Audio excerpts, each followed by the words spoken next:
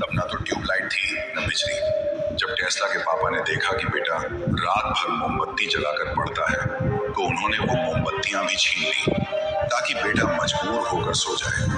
लेकिन छोटे टेस्ला ने हार नहीं मानी। उन्होंने खुद से मोमबत्तियां बनाई और चुपचाप रात को पढ़ते रहे जब सब सो जाते थे, बस अपने सपनों के लिए। आगे चलकर जब टेस्ला अपने करियर के टॉप पर थे, तब भी वो दिन के 16 से 20 घंटे काम करते थे। अब आप सोच रहे होंगे कि भला कोई इतना कैसे कर सकता है, लेकिन सच्चाई ये है कि उन्होंने एक बहुत ही स्ट्रिक्ट रूटीन बना रखा था, जो आज के टाइम में हम जैसे लोगों के लिए शायद ही मुमकिन हो।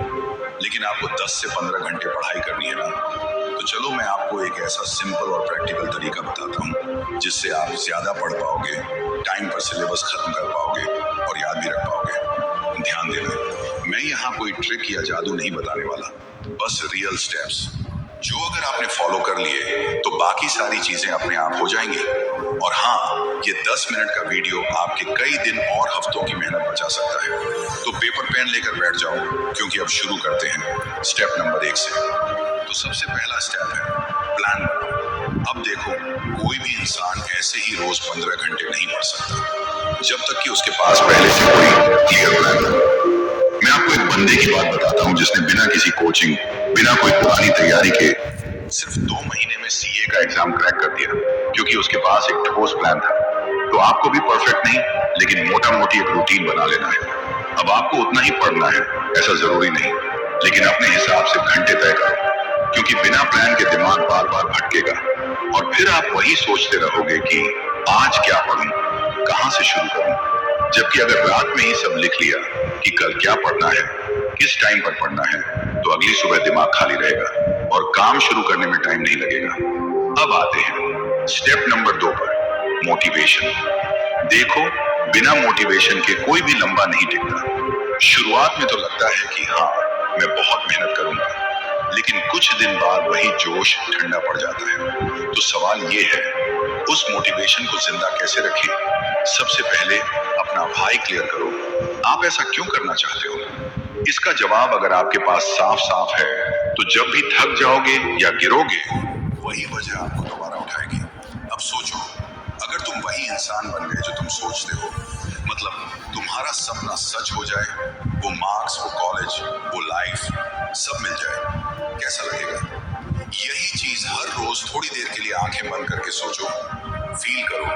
ये विजुअलाइजेशन बहुत काम करता है, क्योंकि जब दिमाग कुछ बार बार देखता है तो दिल उसे पाने की जिद पकड़ लेता है। अब आता है दूसरा तरीका, खुद को रिवॉर्ड दो।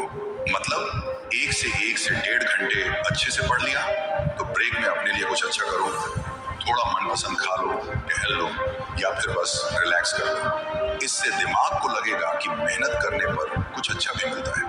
तीसरी चीज, खुद को मोटिवेट रखने के लिए वो चीजें देखो जो तुम्हारे अंदर आग भर दे, जैसे कोई मूवी का सीन या फिर किसी का इंटरव्यू जो तुम्हारे जैसे हालात से निकला हो और सक्सेसफुल बना हो, या कोई ऐसा मोटिवेशनल सॉन्ग जिससे सुनते ही तुम्हारा मूड बदल जाए, मतलब जो तुम्हें याद दिलाए कि तू भी कर सकता है। अब चौथा पॉइंट, बड़ा सपना देखो, बहुत बड़ा, ऐसा सपना जो किसी ने पहले सोचा भी ना हो। खुद से बोलो, जो अब तक नहीं किया अब वो मैं करूंगा, देखता हूं मेरी हदें कहां तक जाती हैं। जब सपना बड़ा होता है तो हमारी ताकत भी वैसी ही निकलती है। पांचवा पॉइंट, अपनी फीलिंग्स को फ्यूल बना लो। किसी ने कुछ कह दिया, ताना मारा, इग्नोर किया, या फिर घर के हालात बहुत टफ हैं, कोई बात नहीं, यही सब बातें तुम्हें और आगे ले जाएंगी अगर तुम उन्हें मोटिवेशन बना लो। इमोशंस मतलब क्या? एनर्जी इन मोशन, मतलब वही अंदर से उठती आग। इस आग को पढ़ाई में झोंक दो, और एक बार जब पढ़ना शुरू कर दिया तो फिर बीच में रुकना आसान नहीं होता। अब आते हैं तीसरे स्टेप पर, और ये बहुत जरूरी है। एक बार की बात है, एक राजा अपने सिपाहियों के साथ अपने महल लौट रहा था। रास्ते में एक आइलैंड आता था जहां से ऐसी माया जाल जैसी आवाजें आती थी जो इंसानों को खींच लेती थी, और जो भी वहां गया कभी वापस नहीं आया। राजा को सब पता था, तो उसने अपने सिपाहियों से कहा, तुम सब कान बंद कर लेना और मुझे इस खंभे से कस के बांध देना। मैं आवाजें सुनना चाहता हूं, लेकिन कितना भी कहूं मुझे मत खोलना। जैसे ही वो आइलैंड आया, वो आवाजें शुरू हो गई। राजा चिल्लाया, मुझे खोलो, मुझे जाना है वहां। लेकिन सिपाहियों ने नहीं खोला और राजा सही सलामत अपने घर लौट आया। अब ये कहानी क्यों बताई? क्योंकि तुम्हारी लाइफ में भी ऐसे आइलैंड्स हैं और उन आवाजों का नाम है नोटिफिकेशन, सोशल मीडिया, ओवरथिंकिंग और दूसरों की बेमतलब की बातें। ये सब तुम्हें फोकस से भटकाती है, तुम्हारे सपने से खींच ले जाती है। और सच कहूं तो ये बात तुम्हें पहले से पता है। अब जरूरत है बस डिसिप्लिन की। फोन किसी भरोसेमंद को दे दो, सोशल मीडिया ऐप्स डिलीट कर दो, इंटरनेट ऑफ रखो जब पढ़ाई करनी है, और सबसे जरूरी, जब दिमाग उड़ने लगे तो तुरंत पकड़ के वापस लो। क्योंकि सोच की दुनिया में भटकने से कुछ हासिल नहीं होता। और घर वालों को साफ साफ बोल दो, ये मेरा पढ़ाई का टाइम है, प्लीज डिस्टर्ब मत करना। कभी कभी ना कहना जरूरी होता है।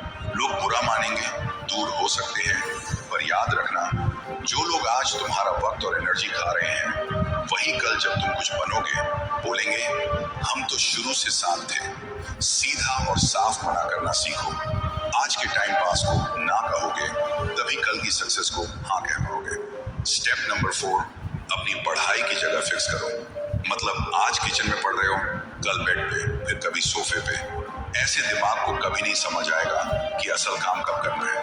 एक जगह तय करो, वही टेबल, वही कुर्सी, वही कॉर्नर, जहां बैठते ही ब्रेन को सिग्नल मिल जाए कि अब पढ़ने का टाइम है। क्योंकि साइकोलॉजी कहती है, कोई भी जगह अगर बार बार एक ही काम के लिए यूज हो, तो वो जगह उस काम का ट्रिगर बन जाती है। तो जहां पढ़ाई करो, वहां सिर्फ पढ़ाई हो। मस्ती करनी हो तो किसी और जगह जाओ, वरना ना दिमाग फोकस करेगा और ना पढ़ाई टिकेगी। Step number 5, focus sprints. मतलब छोटे छोटे टाइम स्लॉट में पूरा फोकस लगा के पढ़ना। जैसे 60 मिनट का टाइमर लगाओ, उसमें एक टॉपिक पूरा करो, फिर 10 मिनट ब्रेक, फिर अगला स्प्रिंट। जब आप दिन में 8 से 9 ऐसे स्प्रिंट मार लेते हो, तो खुद को देखकर हैरान हो जाते हो। इतना कुछ पढ़ लिया, वो भी बिना थके। स्प्रिंट का जादू ये है कि वो कहता है, तुम्हें घंटों पढ़ने की जरूरत नहीं, बस जब पढ़ो तो पूरी तरह से पढ़ो। ये 60 या 90 मिनट के स्लॉट कितने बड़े होंगे, ये आप डिसाइड करो। पर एक बार टाइमर चालू हो जाए तो उस दौरान सिर्फ पढ़ाई, बस पढ़ाई। Step number 6, white noise. अब ये उन लोगों के लिए गेम चेंजर है जो घर के शोर शराबे या ट्रैफिक से परेशान है। देखो, हर किसी के पास प्राइवेट रूम या शांति नहीं होती।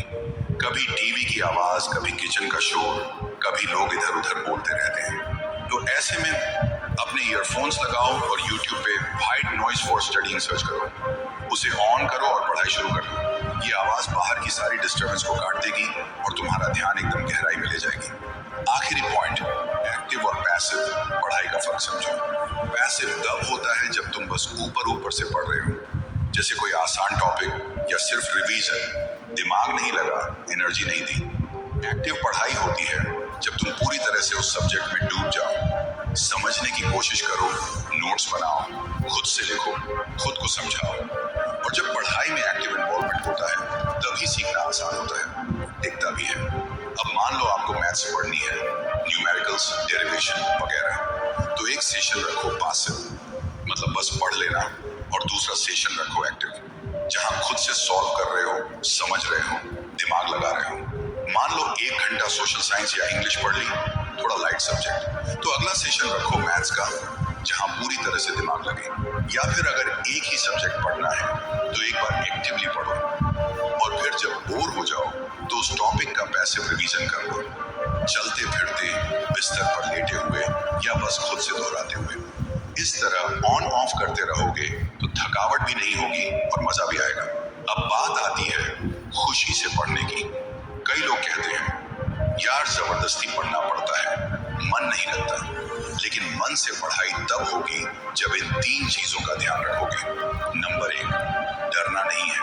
अभी 5 घंटे भी नहीं बैठ पा रहे तो 12 घंटे कैसे पढ़ेंगे, ऐसा सोच के घबराओ मत। धीरे धीरे अपने स्टडी आवर्स बढ़ाओ। एक दिन जोश में 12 घंटे पढ़ लिए और अगले दिन थक गए, इससे कुछ नहीं होगा। कंसिस्टेंसी चाहिए, छोटी छोटी जीतें रोज। Number 2, study breaks. हर 60 से 90 मिनट के बाद 10 मिनट का ब्रेक, दिमाग को रिचार्ज करता है, वरना ओवरलोड होके ब्रेन हैंग हो जाता है और पढ़ाई बेअसर हो जाती है। Number 3, fuel up. गाड़ियां मोटिवेशन से नहीं, फ्यूल से चलती हैं। वैसे ही पढ़ाई के लिए सिर्फ मोटिवेशन नहीं, बॉडी का ध्यान रखना जरूरी है। हेल्दी खाना, पास में पानी, 6-8 घंटे की नींद, थोड़ा बहुत एक्सरसाइज या खेल, और अगर मेडिटेशन कर सको तो सोने पे सुहागा। फाइनली, खुद के लिए सॉफ्ट बनो। हर दिन सब कुछ परफेक्ट नहीं होगा। कभी टाइम टेबल फॉलो होगा, कभी नहीं होगा, कभी मन लगेगा, कभी बिल्कुल नहीं। इसका मतलब ये नहीं कि आप फेल हो गए। मत सोचो वो तो मुझसे ज्यादा पढ़ लेता है, मैं पीछे रह गया। दुनिया आपकी टांग खींचने के लिए काफी है। आपका काम है खुद को समझाना, खुद को संभालना। तो रात को गिल्ट लेके नहीं, सेटिस्फैक्शन के साथ सो कि आज जितना हुआ अच्छा हुआ, कल और बेहतर करेंगे। ऐसे ही करते रहोगे तो अगला दिन और स्ट्रांग और प्रोडक्टिव होगा। अब इन सारी बातों को याद रखना मुश्किल है, तो अगर नोट्स नहीं लिए तो अभी लिख लो या स्क्रीनशॉट ले लो। और सबसे जरूरी, एक प्लान बनाओ पूरे वीक का, ताकि पढ़ाई स्ट्रक्चर्ड हो, बिना घबराहट के और पूरे फोकस के साथ। कमेंट में लिखो क्या चैलेंज ले रहे हो आज से, कितने घंटे पढ़ोगे, क्या नया ट्राई करोगे। और हाँ, अगर आपको पढ़ाई कम टाइम में ज्यादा इफेक्टिव करनी है, जैसे 12 घंटे वाली पढ़ाई 6 घंटे में करनी है और वो भी याद रखनी है, तो ये वीडियो सेव कर लो, क्योंकि आपके टाइम से ज्यादा कीमती कुछ भी नहीं। ऑल द बेस्ट, और खुद को प्राउड फील कराना मत भूलना। Thank you.